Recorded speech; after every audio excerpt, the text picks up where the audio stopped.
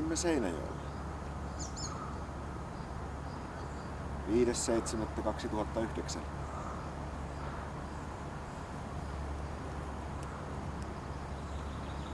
Kello 6 illalla.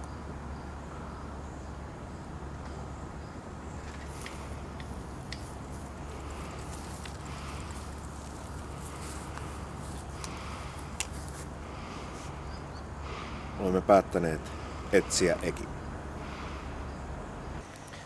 Erkki Vieri on puhunut viime aikoina hengailemisesta paikassa, joka on nimeltään Musta Kasi. Musta Kasi on Seinäjoen liitosalueella sijaitseva lähiökapakka, jonka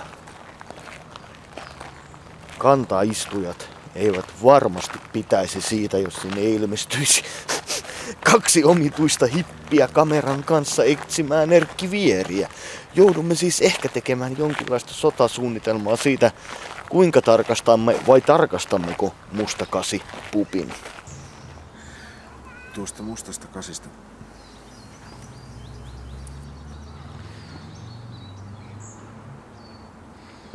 Joutuessamme tekemään taustatyötä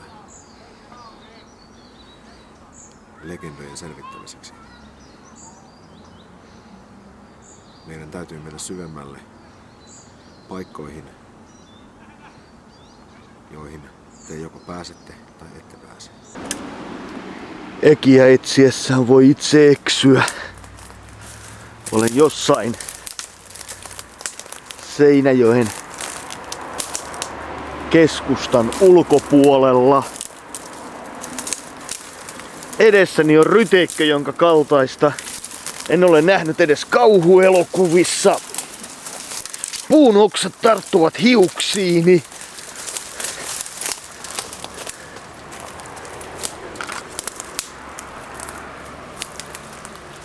Tämä on seikkailu.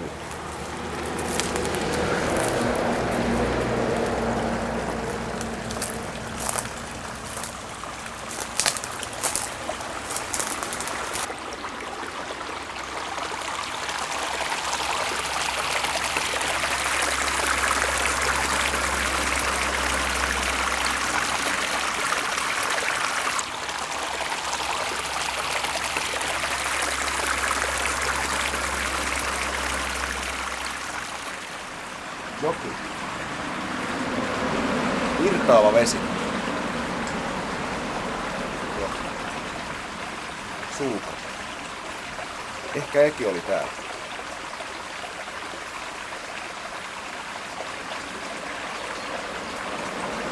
Eki on lintu. Onko Erkki Vieri pakoillut nuoruudessaan poliisia näissä maisemissa? Näissä Seinäjoen Amazonin uskomattoman jylhissä sademetsämäisissä leppäviidakoissa?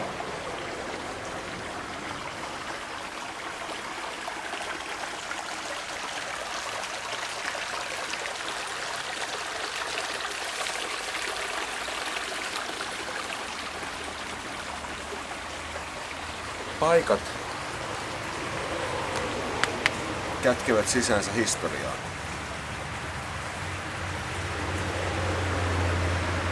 Jokainen kivi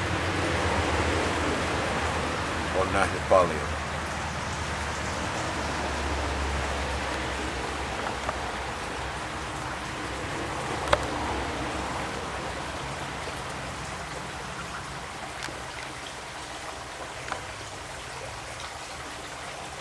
Elämä tarvitsee liikettä. Legendat ovat enemmän.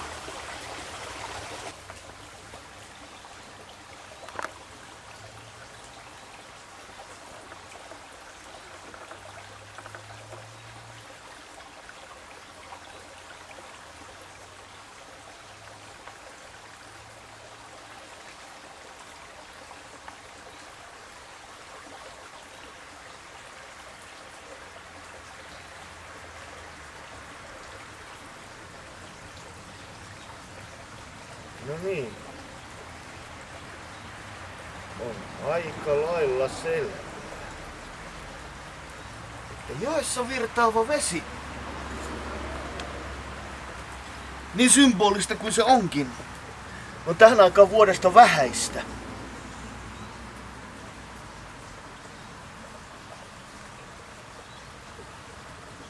Kuinka meille kävisi, jos me olisimme täällä kevättulvien aikaan? Kun Pohjanmaa tulvii, luonto uusiutuu. Kun joissa on paljon vettä. Kaikki viime talven pahat aikeet puhtautuvat pois. Kun pahuus on poissa, vettä ei tarvita.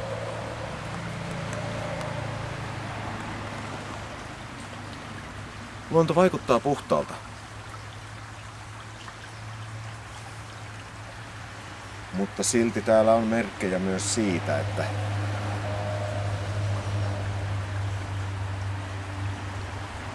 jokin on mellastanut.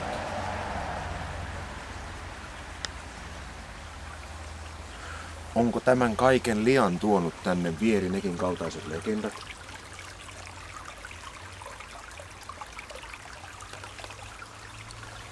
Vai onko siihen olemassa jokin tavallisempi syy? Ne ovat merkkejä muutoksesta. Merkkejä siitä, että maailma ei ole enää sama kuin ennen. Mutta silti kaikki tämä näyttää kuitenkin loppujen lopuksi siltä, että toivoa on vielä.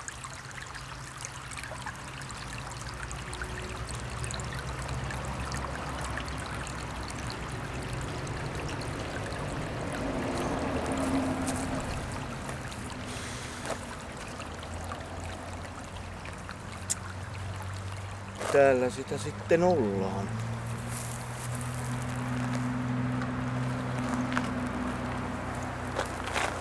Lähteellä.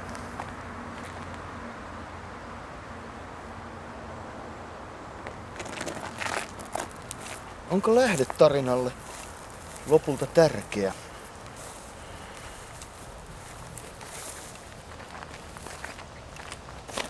Vaiko päämääräkö määrittelee tarinan?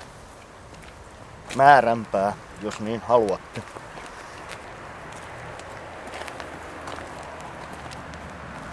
Muun muassa tähän kysymykseen haluan löytää vastauksen Vierinekiltä. Hän on nuorena poikana. Näin hän on itse kertonut.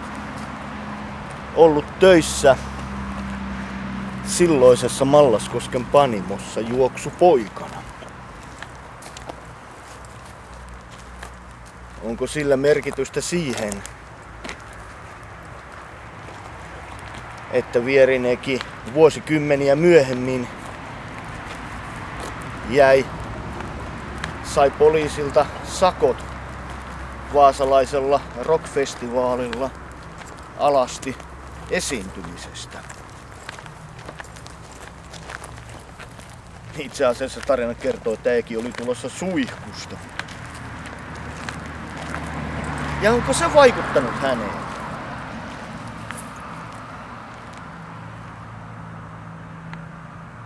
Että hän on koko ikänsä ollut syyllinen.